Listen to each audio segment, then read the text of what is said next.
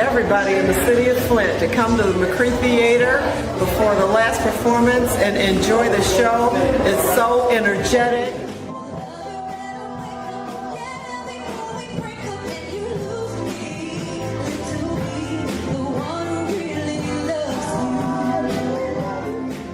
Come join us at the new McCree Theater.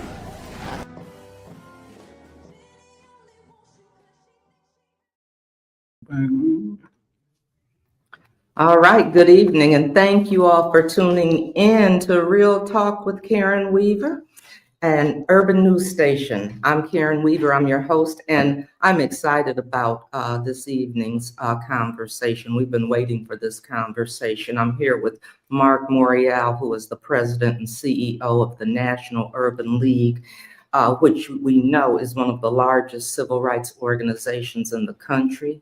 He's an attorney, and he's also former mayor of, do you say New Orleans or do you say New Orleans? No, we say New Orleans or New Orleans. New Orleans. Okay, I'm gonna work on that one. But you know, you gotta have some rhythm and flow. Okay, I got you. I'm gonna work on that one. But you know what? I want to say thank you for coming and being with us here on Urban News Station this evening, because your schedule is extremely busy. I've seen you all over the news. I've seen you all over the news fighting for us because, you know, one of the things I've heard you say is that this administration has assaulted our civil rights with the removal or dismantling of DEI. And I'm still wearing my vote pin because I've had to say to some people, you get what you vote for. You know, you get what you vote for. You get what you get, absolutely what you vote for. And I think it's a great jumping off point. Elections have consequences. And, you know, we inform people about Project 2025. Mm-hmm. And what you now see is Project 2025 on steroids. This was the plan. This was the plan from the very beginning. And what we have is an assault on the last 70 years. The modern civil rights era began with the decision of the Supreme Court in Brown versus Board of Education of Topeka, Kansas in 1954, that fateful day, May 17, 1954, when 9 justices united to say segregation in schools was wrong. It set off and helped to trigger a period of activism, Montgomery bus boycott, Little Rock schools, and you could continue. And finally, Dr. King, Whitney Young, Roy Wilkins, Ella Baker, you know, you name it, Thurgood Marshall, all the lawyers, helped to engineer a social transformation in this country where the system of legal segregation was dismantled and struck down. This series of executive orders, combined with the rhetoric, are an effort to undo that progress. In the name of what? In the name of what? That's the question. In the name of what? By advancing a false story that these programs have been about giving people who are inferior an opportunity. So we're back to the racist construct that merit means white men and DE&I means everyone else. Mm-hmm. A racial construct that a black person, a brown person, an Asian person, a woman, a gay or lesbian person cannot be qualified, and therefore doesn't deserve jobs or economic opportunity. So we got to understand the construct that's driving it, but also understand how far America has come since 1954, since 1965, how we're a stronger nation, we're a better nation, we're a more inclusive nation, not a perfect nation, Right. not a nation without great problems, poverty, violence, economic disparities, wealth disparities, no doubt, but we're a better nation than we were in 54 and 65. And, you know, it's interesting. Sometimes I hear people say, we were better off back then. I said, did you live back then? Well, not really. Well, my mom No, I didn't. back then. And I grew up in the waning days of segregation. I was a little bitty boy. Remember the signs and remember the water fountains. And my parents were civil rights leaders in the middle of the struggle in the 60s, 50s, 60s, and 70s. And certainly when the struggle became, when politics, local politics became the cutting edge, you know, my father was a pioneer and led the way. So, and I had the opportunity to continue that work like you did in elected office, and now as the leader of an iconic and great civil rights organization. This work that we are doing is work for tomorrow, protecting our gains and saying this is wrong, and we're challenged to fight it, right? We're challenged to fight it. It is corrosive. It is doing nothing but dividing this country. And it's got the country up in arms about this. And I don't see how in the long run, some of these actions that are being taken, like grant freezes and loan freezes and trying to lay off federal workers, will produce a recession, an economic downturn that is unnecessary and unneeded. You know, my sense and the test for the 47th president was he really going to be a president for everyone? And we see. And so help me understand this, because, you know, I've been on these calls with Black women. We have been talking about this since before he got elected, because we saw what was coming. You knew what would happen if he was elected. Why did they not believe fat meat was greasy? Well, our people, I think, to be honest, on one hand, you had a clever effort to divide and distract our people into thinking about things like border invasions and transgender. On the other hand, I think the messaging was not aggressive enough or assertive enough. You know, by the time election day came, it was as though January 6th was in the rearview mirror. Right. You know, and there was not, I think, an effective effort to prosecute the case and prosecute the 4 years that the 45th president led on. I mean, I just feel that today's politics and today's discussions have to be hard hitting, have to be very passionate, and you can't try to out nice the other guy. You know, we're just in a moment like that today. And so 5 million fewer people voted for the That's Democratic right. candidate that voted 4 years ago, whereas only 2 to 3 million more voted for the Republican candidate. So again, turnout. And then, we had a lot of confusion in our community. We sure did. A lot of confusion. And some of those who were confused were very loud. Where are they now? And that a lot of that confusion, I know what I saw happening was intentional. There was a lot of intentional confusion as far as where do you go vote? Things were being changed, right before elections. Voter suppression is alive and well and works. Yes. And it requires us to be far more diligent, far more attentive, far more educated. But one thing we have to understand is power. This nation respects political power. Mm-hmm. This nation respects economic power. That's what this nation understands. And we have to realize that our power, one of our power levers is voting. Right. And if we sit there and say it doesn't matter, And it does. I'm not voting, nothing has changed. Now, I don't hear those people anymore. You don't hear them anymore. And you know what? That's why I'm still wearing this pin, because somebody said, well, the election is over. I said, well, no, we still have some elections going on that are coming up here at the local level. You've got a Senate seat coming up in Michigan. Yeah. Mm-hmm. You've got a governor's race coming up in Michigan. That's right.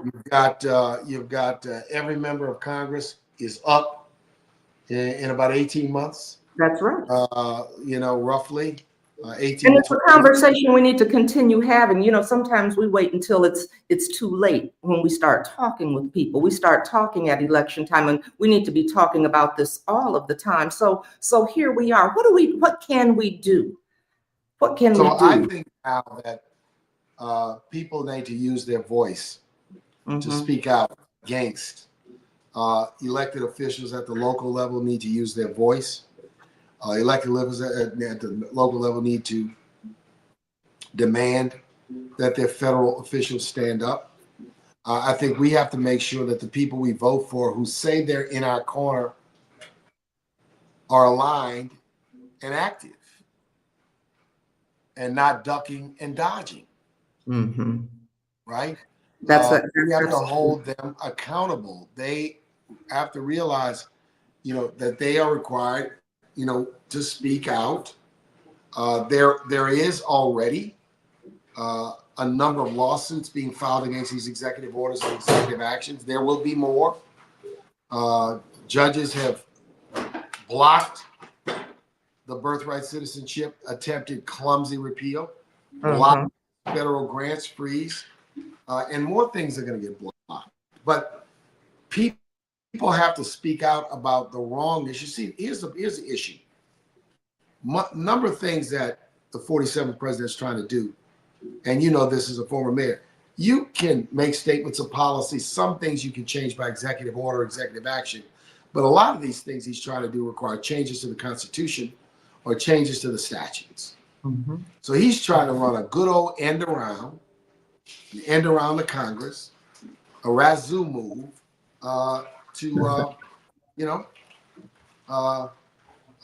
and people need, an executive order cannot make a law. That's right. They don't make it. They carry it out. They carry it out, and we have to hold people accountable. But you were going into one of the things that people said, when you talk to him, ask him, what do we do at the local level? What can we expect? How do we hold these local electeds accountable? What about these people, the business community that is following suit around DEI and helping to dismantle it? What do city council members, county commissions, and hold public meetings to brief the community on the impact, to let people express. Local officials and state attorney generals. I don't know if the state attorney general of Michigan has filed suits, but can file suits against many of these executive actions. State legislatures can insulate their state policies from some of these executive actions. I mean, there's a number of things that people can do. And I think part of it is good minds need to be at the table discussing it. Federal employees who may be laid off can protest. There are a number of things, but what I tell people, if you think this is like a one-punch shot, you're fooling yourself. Like, well, why we have a protest. No, this requires sustained, this tests our determination and resilience. It tests it. I tell people all the time, the civil rights movement, when Plessy happened in 1896, NAACP and Urban League were founded. It took 60 years. I mean, too damn long. Yeah. To get the Civil Rights Act passed. But they wanted it passed because the Civil Rights Act of 1875 that had been passed had been knocked down by the Supreme Court in 1883. Knocked down. And so what we were doing in the 40s, 50s, and 60s is trying to reinstate a law that had been passed right after the Reconstruction, because the 14th Amendment says Congress can enforce the 14th Amendment by appropriate legislation. And we need voices. Our faith leaders. There you go. Our faith leaders are very important to speak out. I'm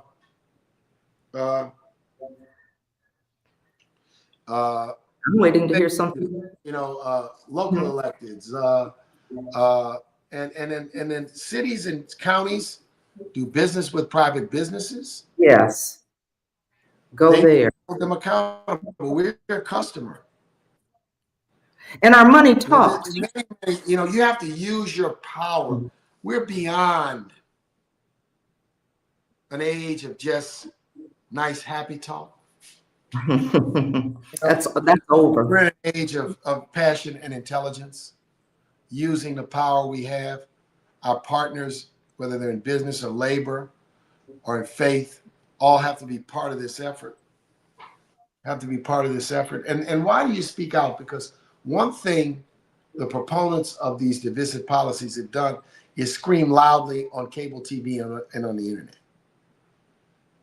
They're screaming loudly. Yeah.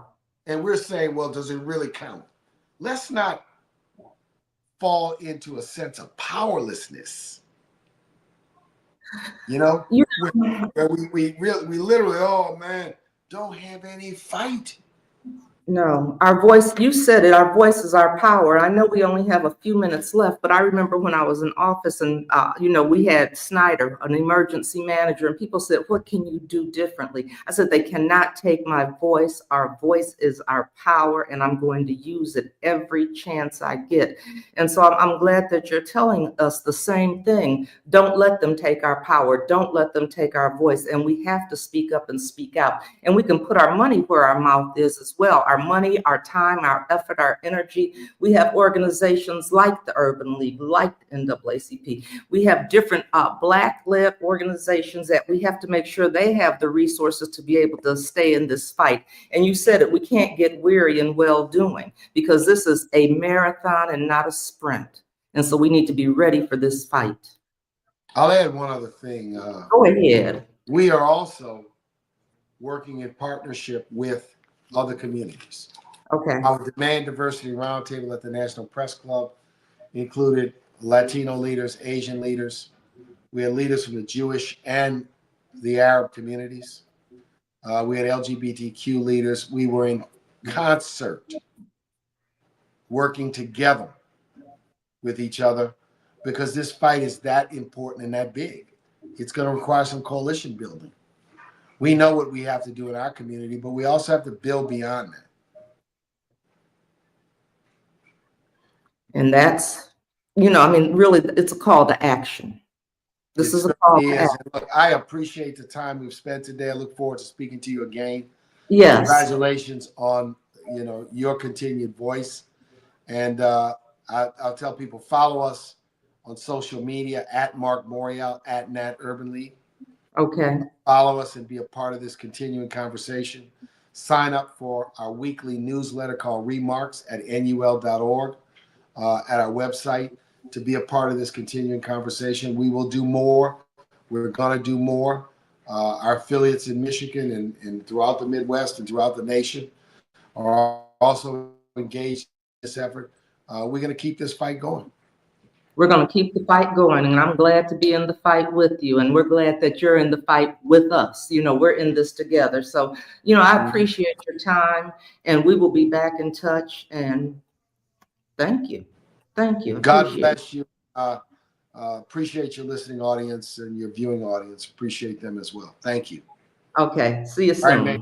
All right. Okay. Bye-bye.